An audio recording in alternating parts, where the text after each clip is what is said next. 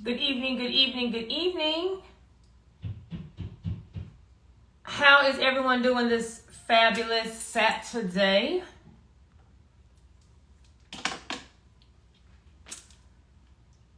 I am about to go to dinner and I figured, let me do a little business tip. Let me do a little answer a business question while I am getting dressed. Well, get my makeup done.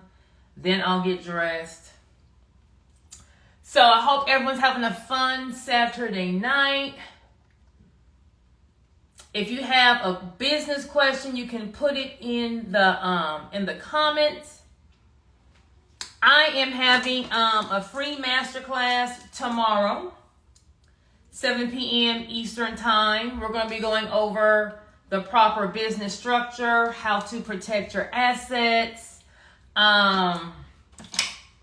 what contracts you need for your business, how to get funding for your business that's not based on credit, and how to market your business. So how to actually go get the client that your product or your service is made for and bring them to your storefront or to your website.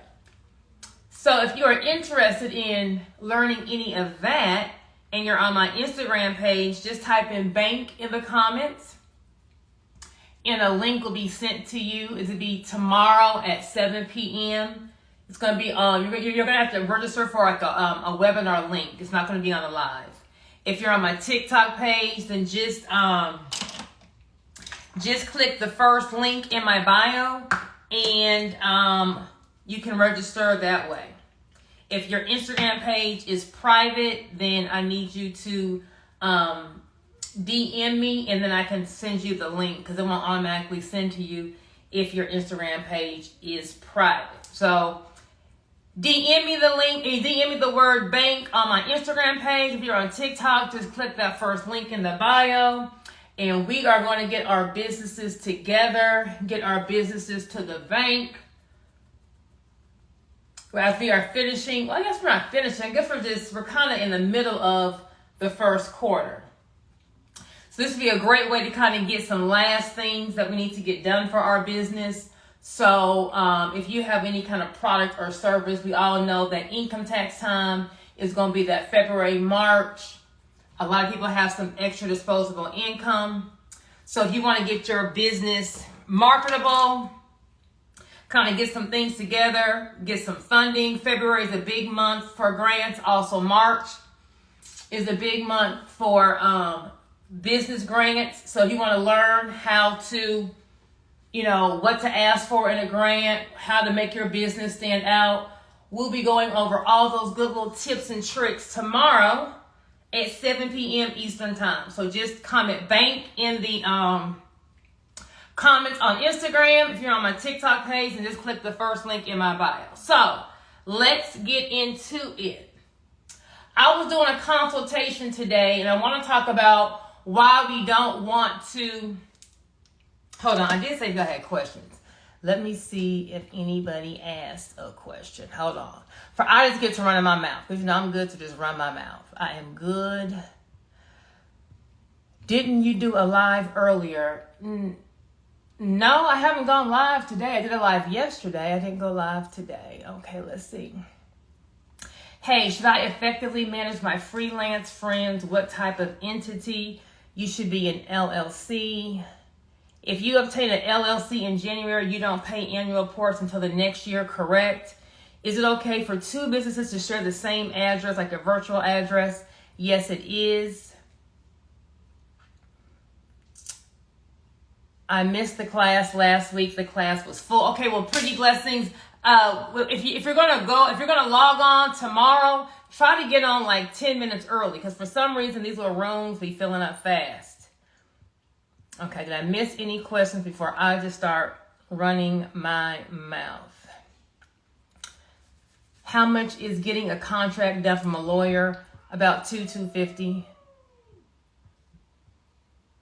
Okay, no questions, bam. Let me check my TikTokers. Any questions? Can you even type questions on TikTok? I'm kind of new to TikTok. Anywho, okay, well, let's go.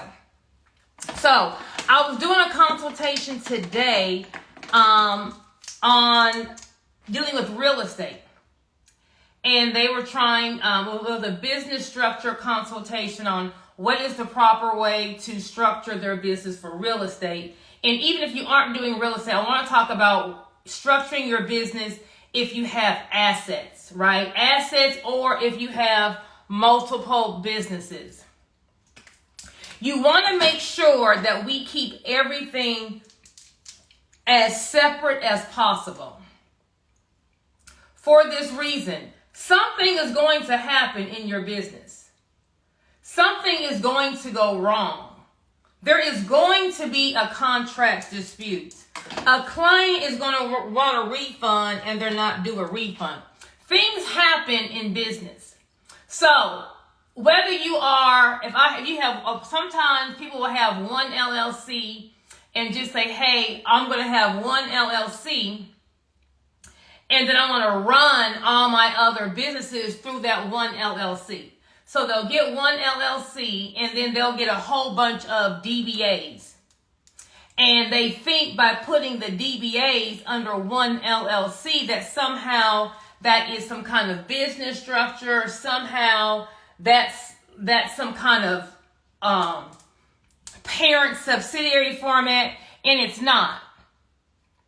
So when you have one LLC with multiple DBAs, and when I say multiple DBAs, if you have an LLC, but you don't want to do business in your LLC name, so let's just say I want to have a ratchet name, right? So let's say I'm a DJ, and my DJ name is Twerk Something Shawty. Now, if my target audience is going to be an urban hip-hop crowd, you know, Twerk Something Shawty is cute, right? Because it's catchy. I see a fun little logo, you know, like a little man or a little girl, or, you know, some kind of something twerking. And I can, you know, market my business, and my target demographic will love the name Twerk Something Shawty. But I may not want to walk in the bank on my bank statements, it say Twerk Something Shawty. I may not want to be trying to get a loan or a line of credit, and on the application, I'm saying that my business name is Twerk Something Shawty. So the correct way in using a DBA, which is also going to be known as an assumed name certificate, also will be known in some states as a fictitious name agreement, would be if your LLC is going to be doing business in a different name than the LLC.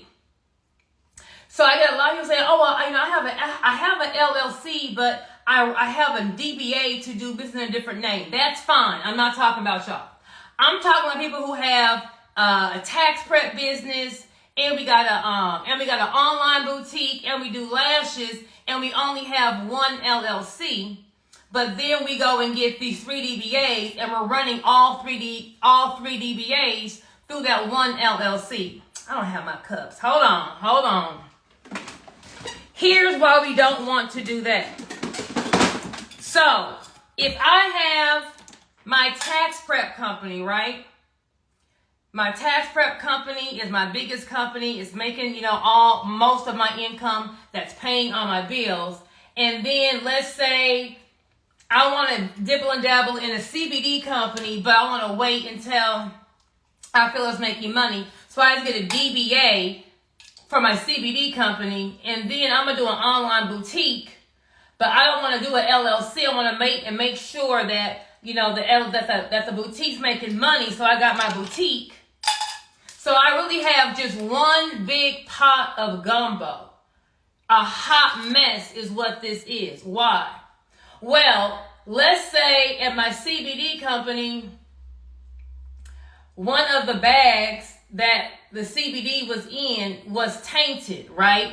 So everything that came from that bag that I sold made people sick, and then now there's a class action lawsuit against the CBD company. Well, because there really is no separate entity, it's just one big pot of gumbo. If I were to get sued, let's say I get sued and I lose, I have a $2 million judgment, but I only had $1 million policy. that means that the LLC is on the hook for $1 million.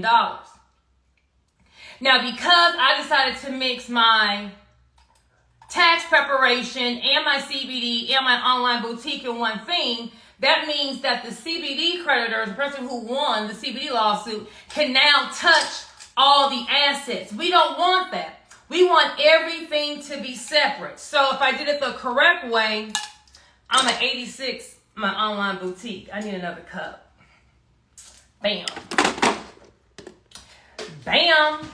If I did it the right way, I would have my tax prep company would be in one LLC. My CBD company would be in a separate LLC. Same scenario. Left the CBD out, or it was a bad strand. I don't smoke. So I don't know what could go bad with CBD, but hey, something went bad, right? And so I got sued. They would only be able to touch whatever money the CBD company had. Hold on, I need that brush for my nose. They wouldn't be able to touch Joy's tax prep money. That's why every business entity that you decide to do needs to be a separate entity. Can you combine them all in one thing? Yes, you can. Like, it's not illegal to do it. Should you combine it in all one thing? No, you shouldn't. Another reason why we want to separate everything is because each entity that we form is another person. So that means that CBD and tax prep can walk into the bank and get a line of credit.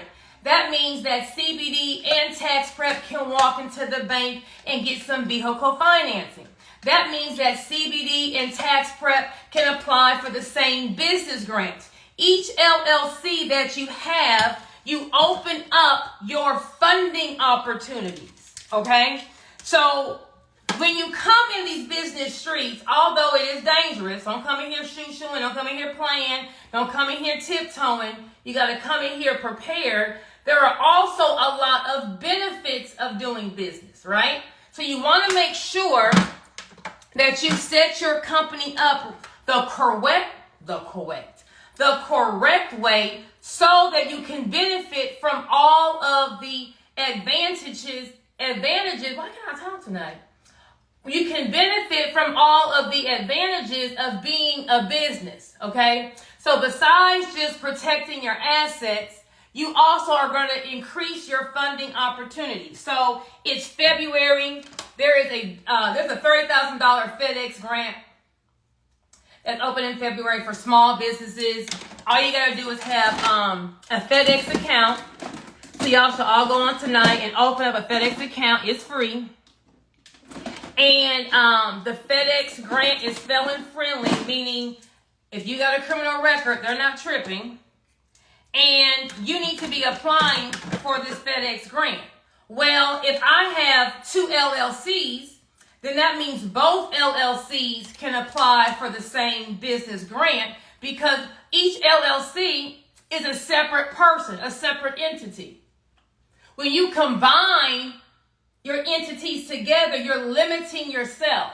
Okay, yeah, you saved on the $300 or the $500 LLC fee, but you're shooting yourself in the foot. So you don't want to do that, okay? So you want to make sure,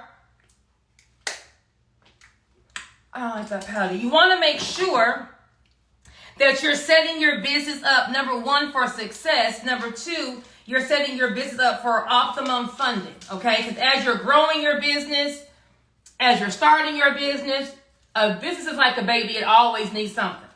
If you got kids, I don't care if you in AutoZone, they're going to find something in AutoZone to pick. Ooh, can I have this? Like, girl, I have a seat. We in AutoZone. So that is why we do not want to combine multiple businesses in one LLC. The same rule is going to apply if you have assets. So you don't want to have, if you have any assets, so people who own property, people who own vehicles, people who own a trademark or some copyrights, we do not want to do business in the same LLC that owns the asset. Why? So let's go back to Joy's, what do I have? Joy's Tax Service, and maybe Joy's Tax Service. I got a van. I'm a mobile tax service. So I have 2 company vehicles for my company, right? So let me see. Why would I get sued? Okay, so someone is at my tax office and it was raining and they slipped and fell and they broke their neck in my tax office, right? So what are they gonna do? Sue me. So they sue me. It's my space, so I'm liable for it. Let's say they get a $2 million judgment because the person's now paralyzed. They broke their neck and they're now paralyzed. So they get a $2 million judgment against me. I only have a policy for $1 million. So now I'm on the hook for $1 million. Well, if Joy's Tax Service is doing the business and owning the asset, but when they sue me, they're about to come and take everything that Joy's Tax Service owns. We don't want that. So that's why I'm a big component and I'm a big fan of holding companies, right? So if you have an asset-heavy business or if you personally own assets, Joy owns assets. So let's just say Joy owns a car and Joy owns a house. Same scenario, it's raining and I hydroplane on the freeway and I run into the back of someone and the person that I run into crashes into a semi-diesel and breaks their neck. They're going to sue me, right? It's my fault. If you hit someone, you are responsible for everything that happens once you hit them. So I get sued for $2 million. I only have $1 million insurance policy. So me personally, I'm on the hook for another $1 million. Well, if I own real estate in my name, if I own some rental properties in my name, if I own vehicles in my name, if I went and trademarked my business and I put the trademark application in my name, they're going to come take all that stuff, okay? So we don't want to do business with an LLC that has assets, and you as a person don't want to be out here driving around if owning assets for asset protection reasons, okay? So what you would do is you would set up a holding company. A holding company is going to be an LLC, and all we're doing is using it to hold the assets. Hold the assets means own the asset, right? So this would be Joy's Tax Service or Joy, and this would be my holding company. My holding company is going to own the vehicles, meaning the deed to the property will be in my holding company's name. The title to the vehicle will be in my holding company's name. If I have a trademark, the trademark application or owner is going to be in the holding company's name. The holding company owns the property. Okay? So for me to use the property, whether for my business or for me, I am going to have a lease agreement between the two entities. With that lease agreement, I'm not owning it. So same scenario, I hit someone from the back, they hydroplane, break their neck, $2 million lawsuit, only got $1 million policy. When they sue me, hold on, I don't have anything. When they sue me, they may get the money in the bank, but they won't get all my assets. See, when it comes to a lawsuit, you're going to be wrong sometimes, right? You may have made a mistake. Your employee may have made a mistake. You may have really interpreted the contract to say 1, 2, 3, but it really said 3, 2, 1. Things happen in business.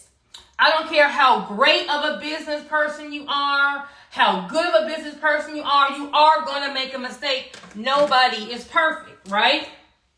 We just want to make sure that if we do get hit with a lawsuit, if we did make a mistake, that we don't lose everything, right? We want to minimize our loss. So it's easy. Well, I'm not going to say it's easy. Would you rather just lose the money in the bank, but you still have your assets to go make a profit, or to go sell the asset to get some more money, or to go borrow against that asset and get some more money to start over? Or do you want to lose the money in your account and the asset and now we're starting from square one. That is what asset protection is, okay? So if any of this stuff that I'm talking about, you're like, I think I want to learn more. I'm discussing all of this tomorrow in my free masterclass tomorrow at 7 p.m. Eastern time. So if you're on my Instagram page, just type in bank in the comments. If your Instagram page is private, DM me bank. If you're on my TikTok page, just click that first link in my bio and register for my free masterclass tomorrow at 7 p.m. Eastern time. Okay, so I think I saw, okay, how do we transfer our assets to a holding company? I will discuss all of that tomorrow in my masterclass. What lawyer? He's a business lawyer, what I'm talking about. If you won't be here tomorrow, I have a holding company webinar on my website. You can just type in holding in the comment on my Instagram page and get you a link. If you're on my TikTok page, you can just click the link in my bio and go to my website, and you want the holding company masterclass. Does a holding company also protect assets from bankruptcy? No. Bankruptcy. It depends, first of all, on what type of bankruptcy you're doing. If you have assets, then you can't file a Chapter 7. A Chapter 7 bankruptcy is saying, take all this stuff, let me just start over. A Chapter 11 bankruptcy will allow you to discharge the debt, but you're going to keep the asset. So you don't have to lose everything. So what they will do is they will modify what your payments are. So they're going to take all of your assets, and whatever are the monthly notes, they're going to reduce all your monthly notes on your assets. And then you're going to be paying like a monthly note on the larger lump sum. So they will they'll contact all your, well, you have to list all your creditors, like all your debt, and they'll say, okay, well, if you have a car and your car payment's $1,000 a month, they're going to contact your lender and be like, hey, Joy is filing bankruptcy, so y'all not about to get $1,000. She can afford to pay you $500. So your car note, everything will decrease. And you're going to have to, I believe the bankruptcy, now I'm not a bankruptcy attorney, so don't quote me on all of this. It's been a little while since I was in law school, but they're going to put you on a bankruptcy plan, like a payment plan, like over 5 years. And you got to pay that note for 5 years, and then you're going to own the asset. So bankruptcy is often used as a tool if you do have assets to protect your asset, because you can still keep the asset and reduce your payment. You will not be able, though, to discharge that debt if that's the kind of bankruptcy that you are going through. If you own multiple businesses, should we put it under a trust for protection for being sued? Okay, so there are two types of trusts. There's a revocable and an irrevocable trust. An irrevocable trust will be that bulletproof trust, which means no one can touch it. Well, here's the thing: for you to put an asset under an irrevocable trust, you no longer have control over the asset. The bankruptcy trustee now controls the asset, so you can't touch the asset once you put it in that irrevocable trust. You can't do nothing else with that asset. So if it's like a family home and you're not going to mortgage on it, you don't need it, you want just to pass it down from generation to generation, great. If it's a business asset, you may need to use that asset for collateral to go get a loan, or you want to sell it or encumber it, then you don't want to put that in an irrevocable trust, because once you put it in the irrevocable trust, you have no more control over it. Wrong lip liner. You can't do nothing with that asset. If you put it in a regular trust, the trust is just an extension of you. So no, it won't protect your asset in a lawsuit. The trust is just in a revocable trust is just an extension of you. So let's see. Any more questions? I have 2 LLCs and my friends kept asking me why. This. Thank you for confirmation I did it correctly. Go ahead, girl. Go ahead, girl. Go ahead, girl. Okay, let me see. Any more questions? So I can finish getting dressed. Will you have different EIN numbers with multiple DB? Girl, we are not going to do... Why can't I get my lip together? We are not going to do multiple DBAs. We're going to do multiple LLCs, and every LLC will have its own EIN number and its own business bank account. It's its own person. So it has to have everything: an EIN, business bank account, and an operating agreement. Each and every LLC. Any other? Can you have? Oh, I asked someone. Okay, I asked someone. Okay, I got my questions. What's the best way to build business credit?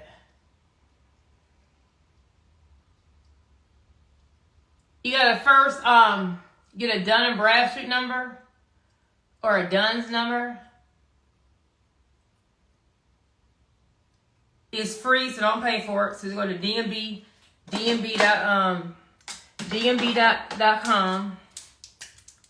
You need to have some kind of digital footprints. So that wasn't the color I was going for. You got to have a website or a landing page. You got to be listed in 411.com. You got to then start getting trade lines. There's a tier 1, a tier 2, and a tier 3 of trade lines, which would be like accounts reporting to your business credit report. There are 3 business credit bureaus. So you're going to have Dun & Bradstreet, that's the biggest one. Then you're going to have Small Business Experian and the Small Business Equifax. You can get a nav.com account, nav.com account to check your business credit score. You got to first get some tier 1 accounts.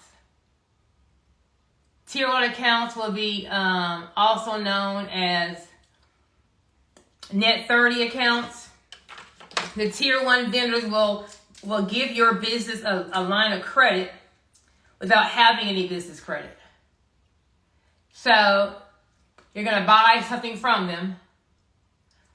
They're going to invoice you, and then you're going to pay it within 30 days. Once you get a certain amount of trade lines reporting on your business credit report, then you can go to tier 2. So tier 2 will be your store credit cards. So your gas cards and your store credit cards. So Best Buy, Sam's Club, Staples, Office Depot, Lowe's, Home Depot. A credit card that can be used at a certain store. You're going to get some store credit cards, buy some things, pay them off, and have it report to your business credit report. Once you have X amount of trade lines reporting in tier 2, then you can go to tier 3. Tier 3 will be your cash credit cards. So your Capital One, your Chase, your American Express. Same thing, have X amount of trade lines reporting on your business credit report. And then the next step will be go get vehicle financing. And then you can also go get a loan or a line of credit. But that's going to take you about the process to actually walk into a bank. If you're not going to use your social, is you're looking at about 6 to 9 months for that entire process. And you have to go tier 1, tier 2, tier 3. You can't just walk in and get a credit card unless you're going to be using yourself as a personal guarantor, and you're going to be using your social to someone has to have credit. Either you have to have credit or the business has to have credit. Somebody has to have some established credit. So if you want to kind of bypass all that process, then all you have to do is attach your personal social, and they'll do a credit check on you. Although the card will be in the business name, they are doing the credit check on you, so you'll kind of bypass that process. You're not establishing business credit because the business didn't qualify for that credit card you did, but it will still have your business name on the credit card. So that's business credit. If you're interested in my one-on-one program, type in business credit in the comments and a link will be sent to you. Any benefits of naming the LLC your full name? No. No, all that slick stuff, CPN, put it in your name, and all that is just ghetto stuff, right? In business, it's not ghetto stuff. It's just business. So you're gonna put an LLC in your name, and then you're gonna get the utilities put in your name. All that shucking and jive stuff, like that's not business. Just get your regular LLC, establish business credit, and just walk in the bank and do everything, in full transparency. Okay, let me see. Any questions from my TikTokers? Can y'all type things in TikTok or no? What about a Delaware corporation? Okay, well, what about it? So if you want to form an LLC in a state that you don't reside in, you can. But you're going to have to register that LLC as a foreign LLC in the state that you're doing business in. So if you have an online business, they're going to look at the home state rule, which will say, where are the corporate headquarters? Where is there a business presence? If it's just you on an online business, the business presence is going to be wherever you are. So wherever you are, then they're going to say, well, where are you registered to vote? Where's your driver's license? And that's going to be the state that you are going to have to register your foreign LLC in. So you're going to basically have to keep two LLCs active, the Delaware LLC, and then when you register the Delaware LLC in your state, so we'll say you register it in Georgia, you got to keep that Georgia LLC active. So you're going to be paying 2 annual fees and filing 2 reports. You cannot avoid taxes if you don't have a business presence in a state that doesn't have taxes. So if you're in California and California has a state tax, taxes are generated where the income is earned. So if I live in California and I go form a Delaware LLC and the only presence I have in Delaware is a registered agent, which is no presence, or a virtual address, meaning they can't roll up in Delaware and see Joy's business anywhere. Well, I'm filing all that income on my personal tax return. And with my personal tax return, if I'm in California, I'm then doing a California state return. So all that income is coming to me anyway. The only way you can avoid the taxes would be if I have Joy's tax company, but I have 2 physical business locations. I'm operating in California and I'm operating in Texas. Well, in Texas, there is no state tax. So I can make Texas my headquarters so where there won't be a state tax. But the taxes are paid where the money is earned. So like in the NFL, the Texans, there's no state tax in Texas, right? But when the Texans go and play the New York Giants, on their paycheck is going to be New York state tax because the income was earned in New York. So you can't avoid taxes by filing in a different state. People going to say, oh, they have better business laws. They don't. Like what business law is better in Delaware or Wyoming than any other state? When it comes to the UCC or the business code, everything is really universal. Like if when you take the bar exam, they have a multi-state part where every state besides Louisiana, you're taking the same test on contract law, on business law. So everything is generally the same. There may be a little something different, like instead of it being 30 days, it's 45 days, but the law is the law. The only state that is different is Louisiana, that they go off of civil law versus every other state is common law. So people say, well, is better laws in Delaware? Well, ask them, well, what law is better in Delaware? There are no better laws. There are better attorneys in Wyoming. Well, no, there's not. There's good attorneys in every state. Those are people who just don't have a good reason to tell you. They wanted to say something as to why you should file in an anonymous state. a reason to file an anonymous state is, one, if you don't want anyone knowing that you own it besides the federal government, and it's worth filing these two LLCs, well, file an anonymous state. If you're trying to start a new business, but I'm gonna give you an example of when you should use an anonymous state. So I have Joy's Barbecue, right? And my vendor gave me $50,000 of ribs, but the ribs were old, so I had to send that order back. But they were trying to tell me it wasn't old, and I'm trying to tell you when I got it, it was old. So now we are kind of arguing back and forth about this $50,000 order. I now want to go start a car dealership, and I'm about to go and buy a whole lot of cars, a whole lot of assets. Well, if me and my vendor are going back and forth and I'm not budging, they not budging, I know, you know what? This looks like we may be headed to a lawsuit, right? So I may not want my barbecue rib vendor knowing that I'm starting another entity that's going to have assets or is going to have a lot of cash flow. So then if that would make sense, I would then go form a Wyoming or a Delaware or a a New Mexico or a Nevada LLC. So if I do go, then now mind you, all of this has to be done before any lawsuit is filed.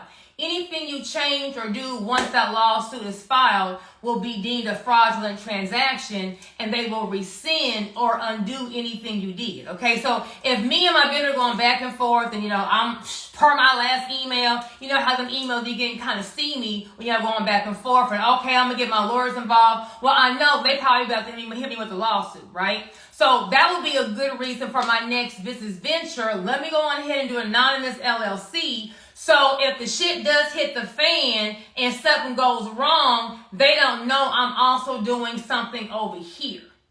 So there are reasons as to why you may want to do an anonymous LLC, but it just needs to make sense. It's going to be more costly, but sometimes the benefits will outweigh the cost. So it's all on what you're trying to achieve.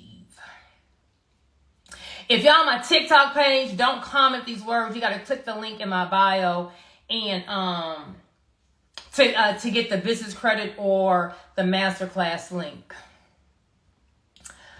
Okay, why not New York? I want to know before. Okay, there's only 4 anonymous LLC states. So Delaware, Wyoming, New Mexico, and Nevada. Those are only 4 states that are anonymous, meaning that the owner's name of the LLC is not going to be on any of the paperwork. So when someone searches Joy's dealership, no one's name pops up. So you don't know who the owner of Joy's dealership is if I did it in Wyoming. If I formed it in LLC and I went to the Secretary of State's website, well, they will see, that Joy owns, Joy's dealership. That's why you may want to do an anonymous LLC. Okay, so if any of what I was talking about tonight made sense, or you want to learn more, and you're on my Instagram page, type in bank in the comment. I'm doing a free webinar, masterclass tomorrow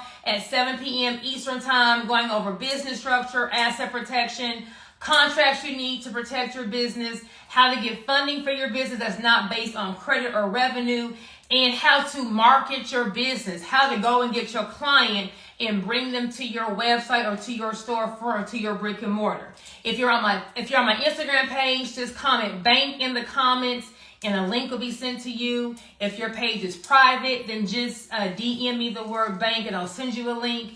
If you're on my TikTok page, just click the first link in my bio and you can register there. It's going to be 7 p.m. tomorrow Eastern time. If you're going to join, please try to log in like 10 minutes early because I think I can only hold like 500 people.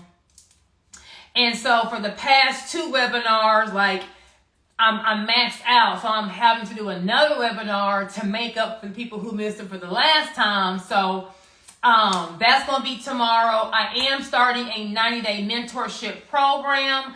But I'm setting all the details about that in the masterclass tomorrow. So if you're interested in learning about my 90-day mentorship program, then I suggest you type in bank in the comments on my Instagram page, or click the first link in my bio on my TikTok page, and meet me tomorrow at 7 p.m. Eastern Time at the masterclass, so you can kind of get the details on how to join my 90-day mentorship program.